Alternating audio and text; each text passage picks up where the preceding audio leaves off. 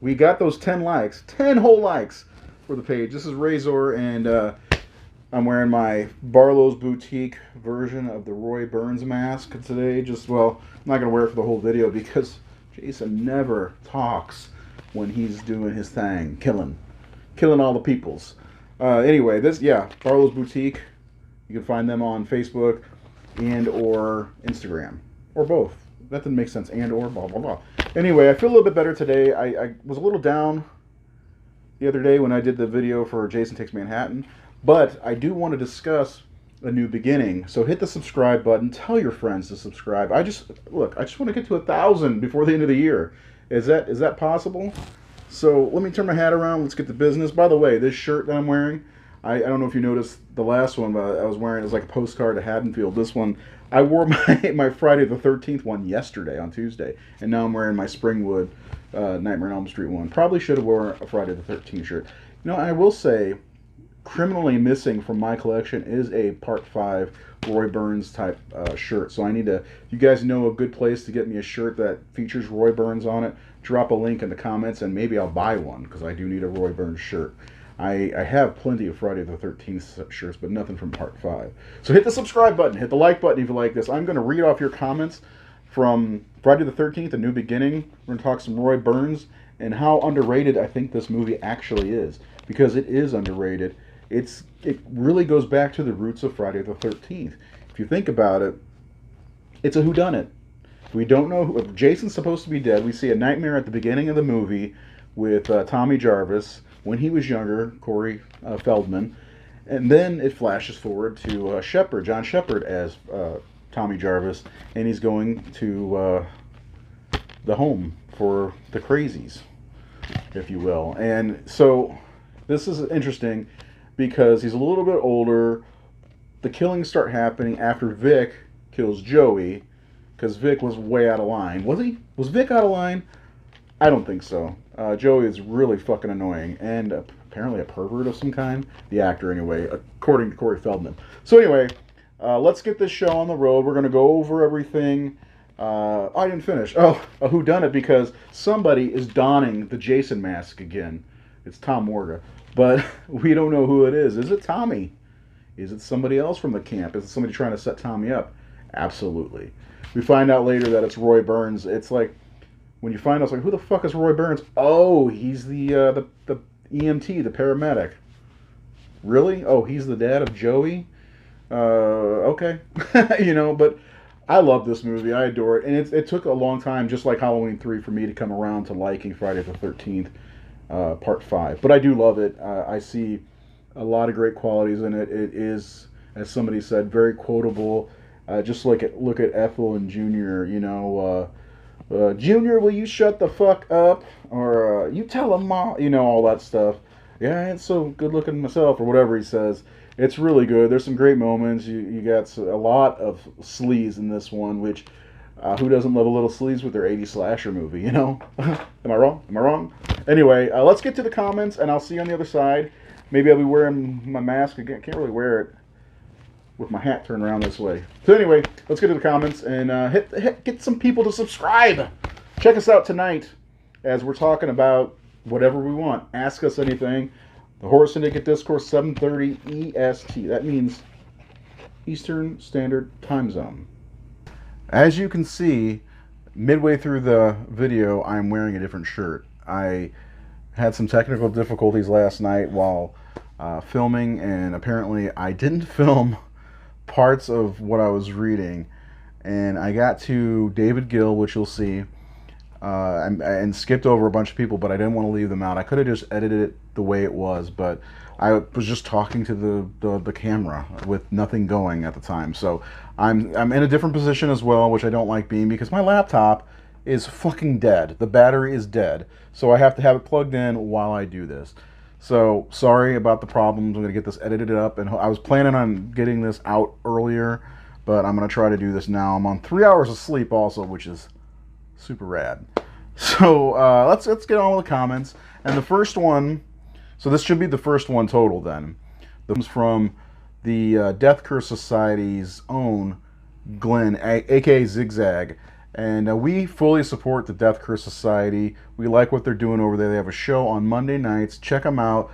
They've got a YouTube channel that you should subscribe to and check those guys out. But he says he loves it, and why not? Actually, the Colonel from the Death Curse Society, in their opening video, he is wearing the Roy Burns mask, which is super cool. Next up is Joey Sparko says, loved it. It is one of the best in the franchise. The Tommy Jarvis trilogy is best in general. I agree with you, absolutely. And we've got Jason Nelson, who I guess I missed last time. He's got some good information, as he did with the 8th movie. So Jason Nelson says, at first, I really hated this one. Similar to how we hated Halloween 3. No Michael, no Jason. However, much like Halloween 3, I actually took the time to watch Part 5, and it started growing on me. Sure, it's not making my top 5, but it's also not the worst. Okay, there's more, but I agree with everything you just said there. Same thing here. I had problems with 3 because there was no Michael, didn't connect with the rest of the series, and this one was Imposter Jason. And at the time, I was like, I'm skipping from 4 to 6. This is just a filler. But yeah, it's a part of the Tommy Jarvis trilogy. The second part says, I like to switch back between real Jason and the red on the mask and the blue for Imposter Jason. Plus, this movie has some great kills.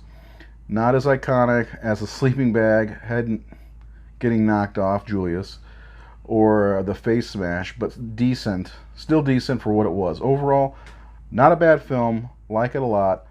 More now than I did growing up, and same here. I agree with you. I like this comment. It is a fun time. I enjoy it. Wish Tommy Jarvis was shirtless a little more. Okay.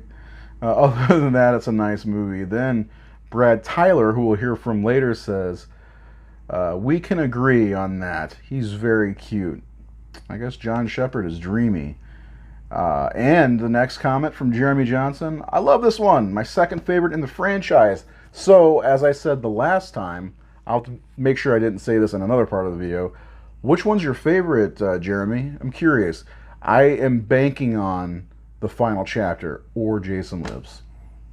I don't know. So now we'll go on to David Gill, who is next. But I know that starts the next part. The next one's from David Gill. David Gill is an avid viewer of the Horror Syndicate Discourse every Thursday, and we appreciate you. Huge Evil Dead fan, and just an overall cool dude.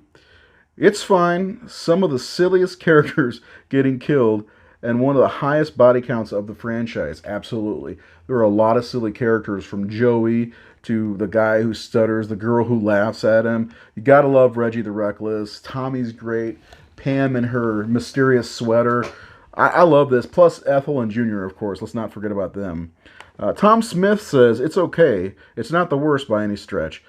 Again, I'd love to know what you think is the worst. We're going to do something like that, what the worst Friday the 13th movie is. I think it, well, actually, Jason X is, in my opinion, and a lot of people think Manhattan is. I think 3 is overrated. I'm just going to lay it down here. Ethan Seidlecki, sorry if I pronounced that wrong. I love this movie. Now I hated this movie when I first saw it when I was a kid, but now I think it's one of the best in the franchise. Agreed? Raymond Brown, I used to not like it, but it has grown on me for years. Definitely the most quotable installment ever, which I said earlier.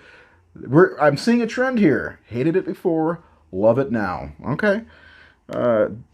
Joe Michael Rabaglia. Sorry again. Love it. 4th best of the franchise.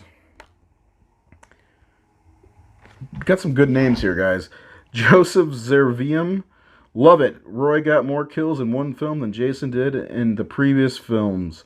The kills were creative, and it was an angry father seeking revenge on Pinehurst for the death of his son. The way Pamela Voorhees did to Camp Crystal Lake. And that's exactly what I was saying before. It's just like the first movie. Kind of mirrors the first movie in a way, where it's the father seeking revenge for the son, like the mother was seeking revenge for her son. Keep getting messages while I'm doing this. $1 million question: was he possessed by the curse the late curse due to losing his son and wanting revenge, like Pamela, or possessed by Jason himself, or just angry and on adrenaline, drugs and adrenaline? Well, I don't know where he gets the magical strength to burst through a door like he does, because he does do that. I don't think he's possessed by anything. I don't. I think he saw an opportunity to use the legend of Jason Voorhees, and I mean, he was easily dispatched. The part with Pam and the chainsaw really showed that he was human. So that was a good time. Nate Anderson, another commenter that comments quite often. We appreciate you. I'm not crazy about it. It's just a bit too sleazy for me. I was shocked, I tell you, when I found out the director used to do porn. Yes, he did. The plot was what there was of one, doesn't make a lick of sense. I disagree. I was cool with not really being Jason. I just wish the film had a better payoff at the end. I do agree with that, rather than the sheriff explain everything. Yeah, I do agree with that. I also don't like the scene early on. It just felt lazy screenwriting to me. I don't like the scene early on where they mention that Jason's been incinerated, or what do they call that? The fire. Seth T. Miller, of course, from the Horror Syndicate, says, I love it. It's underrated, or at least it used to be. Thematically, it goes back to the original film with the vengeful parent, but goes one step further, having Roy use the Jason Voorhees legend, like I said, or the Voorhees legend, to kill everyone except for the one person who did kill his son. We couldn't get to him. It's got a great cast, colorful characters, and Harry Manfredini's score is one of the best in the series. And I'm going to go a step further. I can't remember the name of the band, but the song Violet's dancing to in her room. There's a man with no life in his eyes. Do do do do do do. It's a good song. It's a really, really good, underrated song. I don't think people will appreciate it enough. Keep going. We've got a few more to get through. There's a lot of comments here, and they're very lengthy. So I love it, though. I love that you guys are coming out here and telling me how you feel, exactly how you feel. Like Kelly Redfern says, I would never have thought Roy would have been the killer. It's not as though he gave a suspicious look directly at the camera, accompanied by an ominous musical sting every time he was on screen. I tell you, they really know how to pull off a twist back then. That's awesome. Thank you for that one. I like that one. Okay. Sean Jones says it's terrible. I love it. Absolutely, the easiest one of the top to pop in when I when I want a sleazy, often inept slasher. I got a host of theatrical screening right before the pandemic. He left a video which you can find if you go to our YouTube page and look for the Jason poster, the Friday the 13th Part 5 poster. You can't see it on the page, and there's a link to the Facebook video that he has. Next, we got Brad Tyler, who talked about how cute Tommy Jarvis was. I love it. If it wasn't for the fact it's a copycat, it had all the classic hallmarks of the other Friday the 13th. Some of the characters and the deaths, the foul-mouthed old woman and her son. I love the punk girl's robotic dance, Violet. And the fact that this movie introduced, there we go, Pseudo Echo, His Eyes. That is a very good song. Check it out on YouTube. I can't play it here because this video won't last very long on YouTube. But it's a really good song. Pseudo Echo is the name of the band. Okay, it turns out it wasn't even Jason, but might as well have been. I dig it. I think we got two more here. Let me see here. Oh, no. Three more. Cafe Lafayette, another person who watches our show very often. This is my favorite of the franchise. I'm so in. I'm with you. I'm so in also. Ted Higgins says, it's great.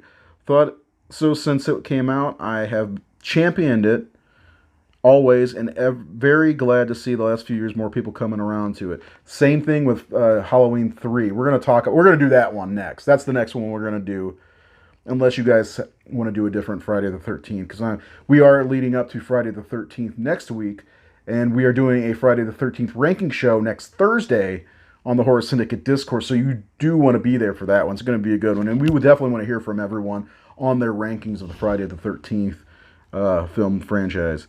And the last one is Matthew Mills. It's a similar feeling I had growing up with Halloween 3. Hated it then, but have grown to love it for trying to be different. Yeah, exactly. I mean, the Friday the 13th movies, for the most part, are paint by numbers. I mean, teens go into the camp to get away. Jason kills them off systematically, one by one, with some great kills, some really good effects. And they could have done the same thing. They could have just brought Jason back with really no explanation, even though the resurrection scene from Jason Lives is fucking iconic, and especially when they do the James Bond intro. But they could have done something different, but they decide. Well, no, they did do something different, and I applaud them for that. And I'm not gonna lie, I was one of those who had this like in the bottom 3 for years on my list.